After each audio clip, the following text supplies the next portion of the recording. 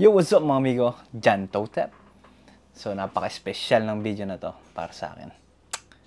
So, sa wakas, matatanggap ko na yung pinakauna kong sweldo sa YouTube. Yan, sa wakas talaga. After 5 years na paghihintay, nakuha din yung pinakaunang sweldo.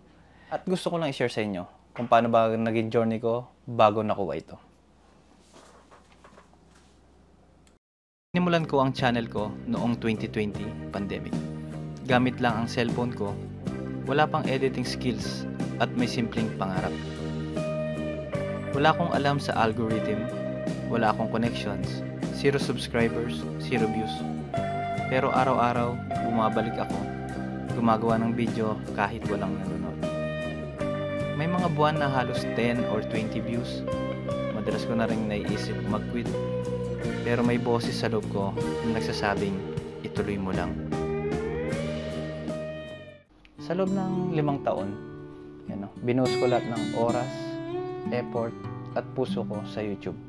Kasabay ng pagtatrabaho ko sa barko at pag nakabakasyon sa Pilipinas.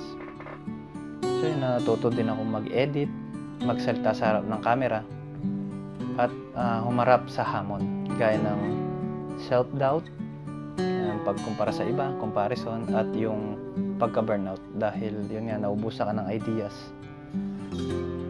Pero pag may mga nagko-comment at nagla-like, lalo na pag may mga nagme-message, napapalitan lahat ng pagod dahil yun, parang na-appreciate nila yung ginawa mo, then nakakataba ng puso. So kahit iilan lang yung mga nanonood, napakasaya. So, sobrang saya na para sa akin. So, after 2 years, naabot ko rin yung 1,000 followers and yung 4,000 watch hours na nire-require ng YouTube para makapag-apply ka sa monetization nila. Yun, doon ako nag-umpisang makakuha ng sweldo ko every month na naiipon siya kasi ang minimum requirement sa YouTube is $100.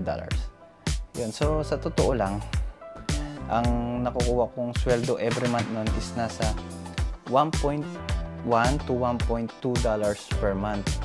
So sabihin natin nasa 60 or 65 to 75 pesos or 80 pesos yung nakukuha kong sweldo every month.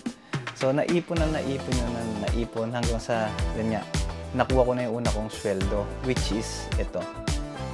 Kung ikukumpara mo siya sa iba, maliit lang siya. Pero para sa akin, sobrang laki na ng ibig sabihin yan. Hindi lang pera, kundi simbolo yan ng bawat video na ginawa ko. Yun yung mga araw na nag-iisip tayo ng ano yung content natin, mga araw na hindi tayo sumuko.